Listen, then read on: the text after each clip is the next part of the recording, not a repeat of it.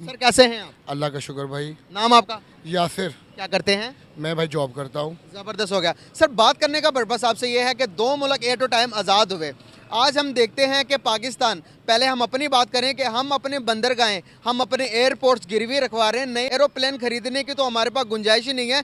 जो प्लेन्स हमारी उड़ती हैं ऊपर ही दरवाजे खुल जाते हैं। लेकिन दूसरी तरफ अमेरिका के बाहर बोइंग सबसे बड़ा जो बनाने जा रहा है इंडिया, इन्होंने 200 से ज़्यादा प्लेन्स को खरीद लिया है। क्या कहना चाहेंगे, कोई कंपैरिजन है हमारे और उनके दरमियान? हमारे और उनके दरमियान कंपैरिजन इस वजह से नहीं है कि इंडिया अपनी जो एक टारगेट बना के फ्यूचर प्लानिंग के साथ वो चल रहा है। पाकिस्तान में अभी तक कोई भी जो पॉलिसी बना रहे हैं उसको फॉलो नहीं किया जाता। अगर आपको याद हो, कुछ अरसे पहले इंडिया के प्राइम मिनिस्टर ने पाकिस्तान के प्राइम मिनिस्टर को ऑफ़र दी थी कि हम आपस में जंग नहीं लड़ते, आप अपनी आवाम के लिए काम करें, मैं अपनी आवाम के लिए काम करता हूं। लेकिन हम लोग ने उनके इसको डायलॉग की समझा, लेकिन इंडिया उसके ऊपर पूरा अमल कर रहा है।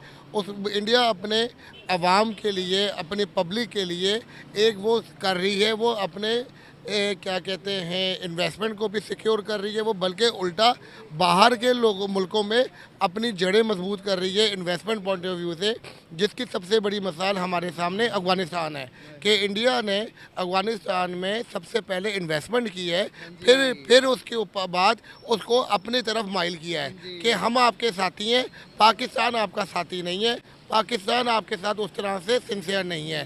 तो मैं यही कहूँगा कि हमें चाहिए कि हम भी इंडिया को, बेशक वो हमारा दुश्मन है, लेकिन इंडिया से जो अच्छी चीज़ें सीखनी चाहिए कि वो जो कहते हैं उस पर अमल भी करते हैं। आपके सामने है, आपने जिस तरह पहले एक बात की कि इंडिया और पाकिस्तान इकट्ठे आज़ाद हुआ।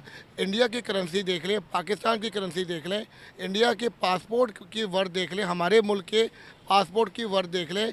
इंडिया में हर चीज़, अभी रिसेंटली इंडिया ने अपना एक आइलैंड को प्रमोट किया जिसके मालदीव के प्रेसिडेंट ने कहा कि उसकी वजह से हमारे मुल्क के ऊपर बड़ा इकोनॉमी में बड़ा फ़र्क पड़ गया है।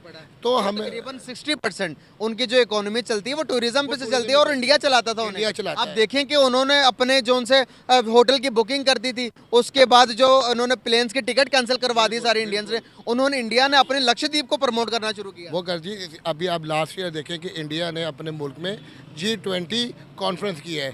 उसके बाद उनके अपने मुल्क के कल्चर को उन्होंने बताया कि हम किस तरह रहते हैं, हमारी पब्लिक किस तरह रहती है, और हम अपने मुल्क के को किस तरह आगे लेके चल रहे हैं। तो हमें भी चाहिए कि हमें अपना बातों से ज़्यादा अब अमल करना चाहिए, ताकि हम एक सिमत में चलें और हमें भी पता हो, आवाम को भी पता हो, और उनके हमारे मुल्क के हुक्मरान को भी पता हो कि हमारी अगले 10 साल की ये डायरेक्शन है। इसके बाद जो भी गवर्नमेंट आए, नई आए, पुरानी आए, सबको पता हो कि हमने फ्यूचर पे इसी डायरेक्शन पे चलना है। बिल्कुल सही बात है। बोइंग फैसिलिटी की अगर मैं बात करूं, आप देखें कि आज के टाइम के अंदर अमेरिका के पास भी इतनी कैपेसिटी नहीं होगी कि वो जहाज़ें न्यू खरीदे, प्लेन्स न्यू खरीदे। उस दूसरी तरफ अगर हम देखें तो हमारे पास भी इतनी कैपेसिटी नहीं है। जैसे मैंने अपनी पीआई की बात की तो हम ऑलरेडी गिरवी पे चल रहे हैं। तो इंडिया क्या कर रहा है? वो प्लेन्स 2000 प्लेन्स खरीदने के पीछे क्या पर्पस हो सकता है? देखिए, उनकी कामयाबी का राज ये भी, अगर आप पीआई की बात करते हैं तो मेरे ख्याल से जितने हमारे एक जहाज़ पे जो क्रू है वो काम करता है, उनके 10 जहाज़ों के बराबर है।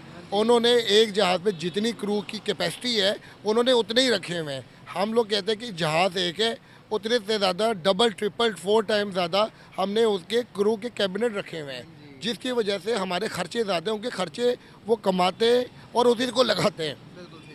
तो मैं ये चाहूँगा कि हमें चाहिए कि हमें कंपैरिजन से बेहतर है कि पहले हम अपने आप को बेहतर करें, अपने नीयत को सही करें, ताकि हम लोग आगे की तरफ तर सकें।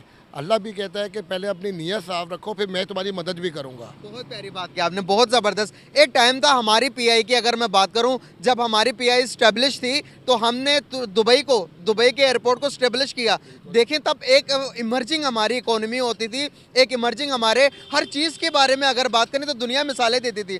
IMF लिस्ट निकालता था, IMF कहता था कि भाई आने वाले टाइम के अंदर 2025, 2030, 2035 के अंदर पाकिस्तान एशिया के अंदर मोस्ट स्ट्रॉन्ग कंट्री बनेगा, लेकिन आज उसके सब कुछ बरक्स होता जा रहा है। लेकिन आज दूसरी तरफ अगर हम देखें, इन्वेस्टमेंट हमारे पास नहीं आ रही, हम गोडे गिड्डों का जोर लगा रहे हैं, बाहर के कंट्रीज को कह रहे हैं भाई इन्वेस्टमेंट करो, दुबई को कह रहे हैं इन्वेस्टमेंट करो, यूएई को कह रहे हैं इन्वेस्टमेंट करो, लेकिन कोई नहीं करना चाहता, हर कोई इंडिया में इंटरेस्टेड है। आप देखेंगे कि इंडिया के नरेंद्र मोदी जहां भी जाते हैं, दुबई के अंदर भी उनको सलाम किया जाता है, हमारे से मिलने भी गवारा नहीं करते। क्या डिफरेंसेस देखते हैं आप? उनकी सबसे बड़ी वजह यह है, जब वहाँ की किसी मुल्क की गवर्नमेंट जब उनके अवाम को, पब्लिक को सपोर्ट करती है तो ऑटोमेटिकली उसकी वर्ल्ड में उसकी एक वर्थ बन जाती है।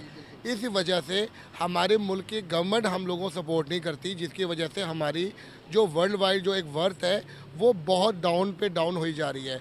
अगर आप बात करते हैं कि वो इंडिया और हमारे जो IMF है या मिडिल ईस्ट है, वो पाकिस्तान में इन्वेस्टमेंट इस वजह से नहीं कर रहा, उनको पता है कि यहाँ पे इन्वेस्टमेंट करके उनको उस तरह का रिटर्न नहीं मिलना जिस तरह का रिटर्न उनको इंडिया में मिलना है। और उनको भी पता है कि यहाँ पे पावर किसी और के पास है, पॉलिसी कोई और बनाता है, तो वो कहता है कि वहाँ पे एक डायरेक्शन है, वहाँ पे डेमोक्रेसी है। तो जो भी वर्ल्ड पे जो इन्वेस्टमेंट करता है वो देखता है कि मेरी जो इन्वेस्टमेंट है वो कितनी सिक्योर है। मैं यहाँ पे कोई 5 साल 10 साल की इन्वेस्टमेंट में नहीं आ रहा। वो जो भी अपने मुल्क किसी मुल्क में इन्वेस्टमेंट करते हैं वो लॉन्ग रन के लिए अपने प्रोडक्ट को या किसकी इंडस्ट्री में भी वो इन्वेस्टमेंट करते हैं वो लॉन्ग रन के लिए आते हैं, वो शॉर्ट टर्म पॉलिसी पे बिलीव नहीं करते। यही वजह है कि लॉन्ग टर्म पॉलिसी के जो मुल्क तरक्की कर गए उन्होंने एक पॉलिसी बनाई हुई है, जिनको पता है कि गवर्नमेंट ऑफिशियल से लेके निचले तबके का जो एक आम आदमी है सब के लिए रूल बराबर है। तो इसी वजह से पाकिस्तान में जब लॉ एंड ऑर्डर की बड़ी यहाँ पे शिकायत है, यहाँ पे जिसकी पावर होती है उसका ही चलता है, जो पावर से उतर जाता है उसको खुड्डे लाइन लगा दिया जाता है। इस वजह से ये सारे हालात की वजह से लोग इंडिया को फोकस करते हैं। पाकिस्तान में यही जो कुछ वजूहात हैं जिसकी वजह से पाकिस्तान में लोग ट्रस्ट नहीं करते। कैसे देखते हैं आप कि क्या लगता है कि अभी के रिलेशन बेहतर करें या फिर वही जो हालात चलते आ रहे हैं चलने दें? अगर आपको नहीं लगता कि रिलेशन बेहतर हो जाए तो हमारी इकोनॉमी पर बहुत इम्पैक्ट पड़ेगा इसका? मैं ये कहूँगा कि बाहर से रिलेशन बेहतर करने से बेहतर है कि पहले हम अपने इंटरनल रिलेशन को बेहतर करें, एक दूसरे को सपोर्ट करें, हर इंडस्ट्री एक दूसरे के साथ आगे बढ़ने का मौका दें। कि जो इलेक्ट्रिसिटी अगर हम लोग अपने इंडस्ट्रीज़ को बर वक्त देंगे, उनके मसले मसाइल को हल करेंगे, तो मेरा नहीं ख्याल कि हमें किसी से मदद लेने की ज़रूरत है। तो बाहर से सपोर्ट से बेहतर है कि हम इंटरनल लोगों को सपोर्ट और फैसिलिटेट करें। कौन सी ऐसी चीज़ है जो ठीक होने की ज़रूरत है इस टाइम? अभी जो फ़िलहाल जो मेरे ख्याल से जो सबसे ज़्यादा ज़रूरत है ना, वो जो जितनी महंगाई हो गई है, हमें चाहिए कि हम इस महंगाई पे सबसे पहले को कम करें, ताकि एक आम आदमी जो है जिसके लिए आप अपना गुजारा करना मुश्किल हो गया, पहले वो अपने आप को बेहतर करेगा, स्टेबल करेगा, तो वो लोगों के लिए भी और अपने मुल्क के लिए भी काम कर सकता है। बहुत अच्छा लगा आपसे बात करके, thank you so much and very nice to talk with you. वालेकुम सलाम। सर कैसे हैं आप? अल्हम्दुलिल्लाह, अल्लाह का शुक्र है। नाम आपका? मोहम्मद जाहिद। क्या करते हैं? जॉब। ज़बरदस्त हो गया। सर बात करने का पर्पस आपसे ये है, दो मुल्क एट अ टाइम में आज़ाद हुए, पाकिस्तान वर्सेस इंडिया। अगर मैं बात करूं तो आज क्या लग रहा है कि कौन सी इकोनॉमी ज़्यादा मजबूत नज़र आ रही है आपको, हमारी इकोनॉमी या फिर हिंदुस्तान की इकोनॉमी? ऑब्वियसली इंडिया नज़र आता है। सर क्या वजूहत है, उनकी इकोनॉमी क्यों मजबूत होती जा रही है? आई थिंक कि इनकी गवर्नमेंट जो है ना जी, वो स्टेबिलिटी है उनके पास। हमारे पास ये चीज़ नहीं है। हमें आज पता है गवर्नमेंट है, कल नहीं होगी किसी, चाहे वो इलेक्टेड हो चाहे वो सिलेक्टेड हो, कोई स्टेबिलिटी नहीं है यहाँ पे। सर आज की अगर आपको न्यूज़ दूंगा तो आप हैरान हो जाएंगे।